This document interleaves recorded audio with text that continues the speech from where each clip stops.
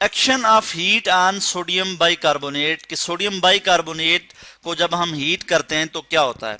Sodium bicarbonate NaHCO3 ये इसका molecular formula है, यानी सोडियम बाइकार्बोनेट, जिसको हम बेकिंग सोडा कहते हैं या फिर हम इसको क्या कहते हैं, कुकिंग सोडा, बेकिंग सोडा, और सोडियम बाइकार्बोनेट भी कहते हैं और सोडियम हाइड्रोजन कार्बोनेट भी कहते हैं। तो जब हम इसको हीट करते हैं लैब में, अगर हम इसको हीट करें तो क्या होता है, इसकी डिकम्पोजिशन होती है। अच्छा, इस प्रोसेस को मैं आपको दिखा देता हूं कि हम लैब में इसको किस तरह से परफॉर्म करते हैं।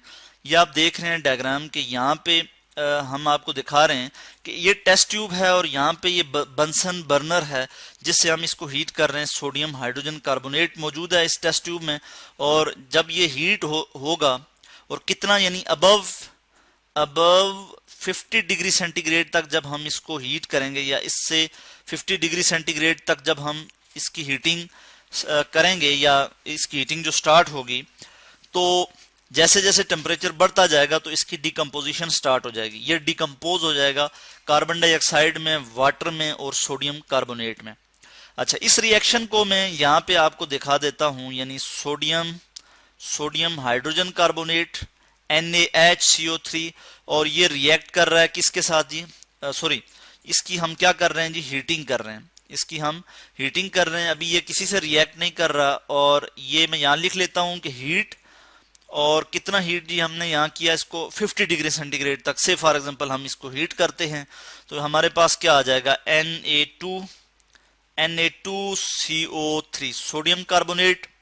उसके बाद हमारे पास आ जाएगा जी वाटर, H2O वाटर, और उसके बाद जो है ये हमारे पास कार्बन डाइऑक्साइड गैस भी जो है वो निकल जाएगी, CO2 गैस। अगर हम इसको ज्यादा टेम्परेचर दें, यानी अगर हम इसको 200 डिग्री सेंटीग्रेड तक टेम्परेचर दें, 200 डिग्री सेंटीग्रेड तक अगर हम इसको टेम्परेचर दें, तो इसकी जो डिकम्पोजिशन है वो फास्ट हो जाएगी, यानी ये और ज्यादा तेजी से जो है वो सोडियम कार्बोनेट, वाटर और कार्बन डाइऑक्साइड में चेंज हो जाएगा।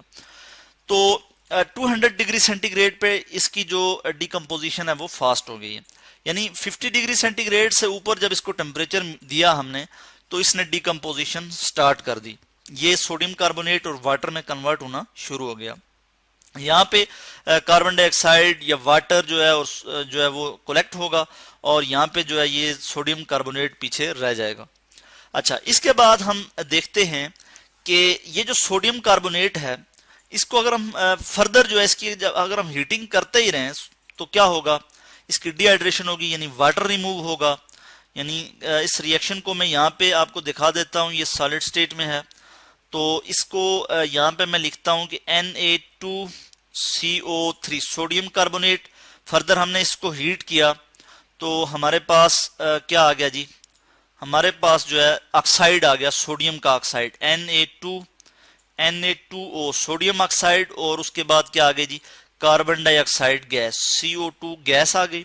सोडियम ऑक्साइड सॉलिड स्टेट में आ गया, और ये सोडियम कार्बोनेट ऑलरेडी जो है ये सॉलिड स्टेट में मौजूद है यहाँ पे। तो इस तरह से हम जो है इसको मजीद टेम्परेचर दे के सोडियम ऑक्साइड में भी कन्वर्ट कर सकते हैं।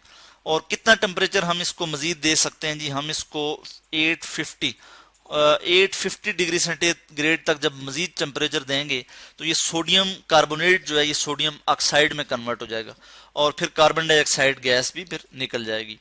तो इस तरह से हमने देखा कि हम जो है सोडियम कार्बोनेट को जब हम हीट करते हैं तो क्या होता है कि सोडियम कार्बोनेट जो है वो डिकम्पोज होता है, इसकी क्या होती है, डिकम्पोजिशन होती है, डिकम्पोजिशन। और किस में डिकम्पोजिशन होती है जी, कार्बन डाइऑक्साइड, वाटर और सोडियम कार्बोनेट में। सोडियम कार्बोनेट को हम वॉशिंग सोडा भी कहते हैं।